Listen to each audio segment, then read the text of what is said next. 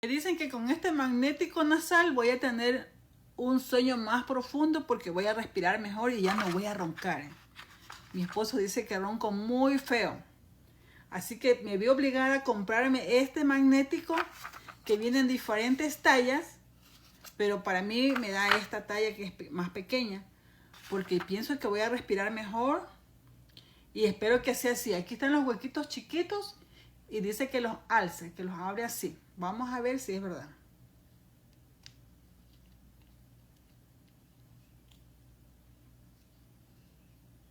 Sí lo alzó, ¿no? Pero creo que está mal puesto. Sí, fácil de sacarlos y fácil de ponerlo. Mire cómo abre los orificios. Entonces de aquí en adelante ya voy a respirar mejor y ya lo voy a dejar dormir a mi esposo.